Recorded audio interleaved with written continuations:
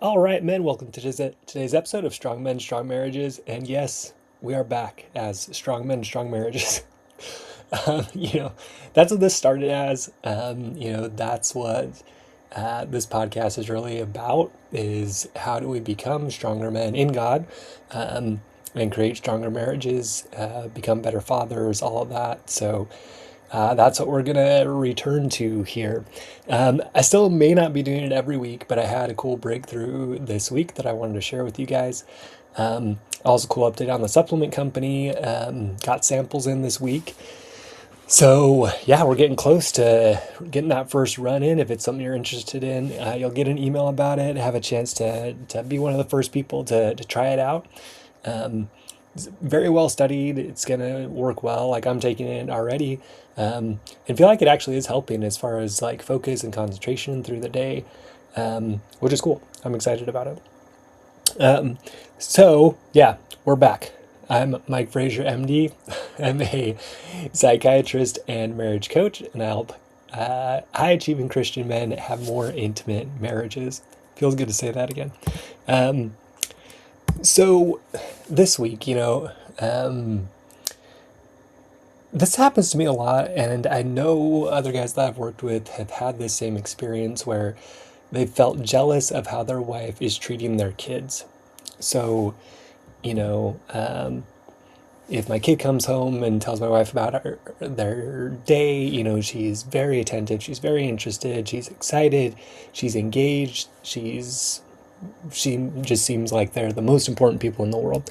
But when I come home, it's not always like that. And that used to make me very angry, made me feel unappreciated, upset, right?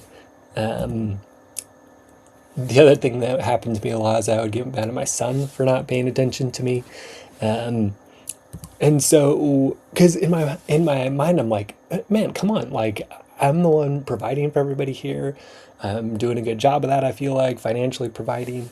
Um, so I was in therapy and kind of, feeling frustrated, and um, she's like, this is probably more of like a childhood thing, like a younger thing. Um, and I was telling her, like, yeah, I felt lonely a lot, which is weird because my parents did not ignore me at all. They were very positive in certain ways, which we'll get to. Um, and so, she just kind of encouraged me. She was like, just take some time, think about it. So I went to my car after my therapy session, um, and just talked to the younger me. So this is something that I've taught guys in the program. Something that I recommend is just getting to a quiet spot, relaxing, and kind of picturing that younger you, whatever age that might be. For me, it's like a 3-year-old. Kind of have a picture, an image in mind from when I was young. Um, and so, yeah, I kind of pictured him talking, and asked him what was going on and what that's about, and realized that the main wound that I had was not neglect, was not physical abuse, was not, anything like this. Um, but it was conditional love, right? It was, okay, Mike, like, you are going to be praised really highly for doing certain things. Um, but also, if you don't, there's going to be withdrawal. There's going to be a disapproval. There's going to be a pulling away. My mom, in particular, you know, um, pulled away a lot. I'll get into that a little bit more. But, I got lots of praise from my parents for being the good boy. I got lots of praise at church for, doing the right things at school, became like a conflict manager there. Um, Made lots of friends because I kind of figured out, okay, like, if I act in this way, I'll get a lot of approval from people. People won't dislike me; they'll pretty much like me. Um, and so, yeah, I kind of stayed very agreeable. Learned what people liked as far as having a friend and that kind of thing. And so, I got pretty good at figuring out, like, okay, or organizations, what did they want? What do schools want? What does my church want, right? And just kind of like molded myself into what would get that praise. Um, from people, right? But what was frustrating is I couldn't seem to crack it with Elizabeth, right? Like I would seem to do quote unquote all the right things, but the attention, appreciation, affection, sex I was hoping for was not coming back, right? And if you listen to like the very early podcast episodes, it talks about this, that mosquito cycle, right? Where you try to do nice things, but you're expecting something back. You're expecting something back. Now, the trick, right? The trick to this, right, is there's something else that we need to do, right? Kind of through the years of doing this podcast and learning about all this stuff. At the beginning, there's truth to what I was saying, and now I've learned more, right? And there's more truth to add to it. So, well, let me just keep going with this story, right? So, my hurt really was like when my wife pulled away. It was like when my mom pulled away. So my mom would pull away whenever we'd do something that seemed upsetting, wasn't quite what she liked, kind of would hurt her feelings. She would pull away, put a hurt face on and just wait until we would come and try to make things right and apologize. And then she was pretty much happy again and it was okay. But it was very much like, okay, don't cross mom. Just kind of like, if she gets upset, just kind of like go appease things and make it right. And so that's kind of what I learned. And then Elizabeth seemed to be doing the same thing, right? I'd do something to upset her, she'd pull away. And I couldn't, but with her, it wasn't as clear. Like, how do I get back into her good graces? How are we okay? How do we get to a good spot again? With my mom, it was pretty clear. Like, she was just happy again. And, it was very expressive about that. With Elizabeth, not quite as much. With my son, the same thing. He pulls away, doesn't seem to make any effort to come back, doesn't really seem interested in making repairs. And so this would drive me insane, like make me so mad and hurt, and I would overreact, right, to her and to my son. It wasn't really an adult reaction. That's kind of what my therapist was trying to point out. Like, this seems like more of a younger you happening here, right? And so I was thinking and praying about this and thinking like, yeah, like my wife's been neglecting me. She's not excited about my accomplishments. She doesn't really pay that much attention to me, right? So in my mind, I was like, yeah, my wife sucks, man. She's terrible. And then God helped me see, like, yeah, your wife is terrible if she was married to a 3-year-old. If she married a 3-year-old, yeah, she is terrible. She's not giving you what a mom should probably give to a 3-year-old child. And that moment just really hit me. I was like, oh, well, yeah, maybe it's not great for her to marry a 3-year-old. Maybe I don't need to be acting like a 3-year-old as a dad, right? And as a husband. My kids actually need me to be the type of parent that I wanted, right? One that does give unconditional love, right? That's different. A wife's job, I don't believe, really is to give unconditional love. I think once you're in an adult relationship, there are conditions. There's things that you express to each other. There's things where you want to be there for each other, but you kind of expect things from each other, and it should be that way in a marriage. Whereas with a parent to a child, ideally it's not that way. Ideally, it's the parent provides unconditional love to the child, no matter what they're up to, right? And so I was looking for that from my wife, but it's not her job, right? And it's not even right. And it's actually like an adult marrying a 3-year-old is actually really terrible, in most ways. So yeah, it just really struck me like, oh, okay, all right, yeah, thanks God, I see that. Like, yeah, she shouldn't marry a 3-year-old, right?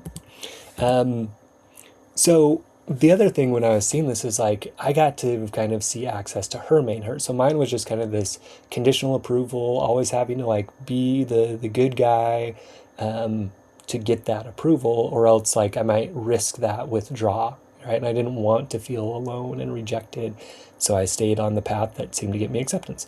So that was my main hurt. And then what happened to me, right, is whenever she would point something out that seemed like I was doing something not right, that would activate all of that, right? Of, oh, it's conditional love. She doesn't like me. This isn't fair, right? That younger me would get activated, get mad.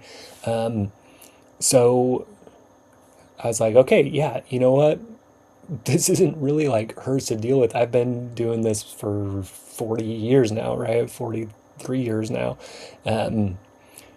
So as I was thinking through this, I thought, okay, well, like, what's her main hurt? What's her main hurt of growing up? So hers also was actually conditional love. She did not get unconditional love. And hers was a lot of it based around sex, right? She had very early childhood sexual abuse. And so her big thing that gets activated, right, is anytime it looks like I only love her if she's going to have sex with me, that activates all of that old stuff for her, right? And so I was able to see that, like, oh, okay, so that's why that's extra sensitive. That's why that, is there, right? So, I was able to talk with her about this, with Elizabeth, and just have a really good connection and feel like we really understood each other at a lot deeper level, and it felt great. And I feel supported. And then I was able to ask for some things that I wanted from an adult place, like for her to show more excitement about my achievements and be proud of me, and being able to distinguish between, okay, like, is that like being proud of me like a parent should for a kid, or more a wife? And I was able to kind of distinguish that and say, okay, yeah, I think this is, appropriate to ask for from a wife, right? And for her to ask for me for some things as well, and for me to provide those. So, yeah, it's interesting too, because I think, like, even as spouses, we can kind of see that younger child and kind of in our spouse, and kind of like try to help them, try to be there for them, in a way, right? At least understand that that's going on, and that's can be really helpful too. So here's kind of the teaching point. Here's what I want you to take from this long story, right? Is, if you're jealous of the way your wife treats your kids, it's probably a younger you that needs attention. Probably. Because, the way a wife treats kids is a certain way, right? The way a wife treats a husband is a different way, right? So if you're like, oh man, I wish my wife would treat me like she treats the kids, it's probably a younger you that's needing attention, probably. And the hard thing is, it's actually your job, and it's my job to tend to that younger you, to take care of that younger you. Okay, it's not your wife's job to be a mom to a younger you and provide unconditional love and support like a mom and a dad should give to their kids, right? Although a dad's job is kind of provide some boundaries around that too, but it's unconditional love with appropriate boundaries. So here's the tool that I want you to use. So we kind of understand, okay, like, it's not my wife's job to take care of me like she would a kid. It's my job to take care of that younger kid. So a good tool for you is to ask, okay, what I'm wanting from my wife, is this more of what a mom should give to a kid, or is this more what a wife should give to a husband? Okay. And if it's more what a mom should give to a kid, then that's something for you to take care of for yourself, right? If it is something that is appropriate for a wife to do for a husband, great, go ahead and make that request. Okay. So that's a good way to distinguish. But then also take care of that younger you. Most of you do not have any practice in this, don't have a good way to even start doing this. So I'm going to give you a tool you can start using today. So what I want you to do is I want you to just lay down on the floor.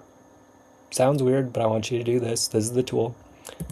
And just imagine that younger you. Okay, whatever age comes to mind. If you've got an old picture, you can kind of see that old picture and just say, okay, hey, there's younger me, right? And then talk to him. Hey, buddy, how you doing? What's going on? What do you need? How are you feeling?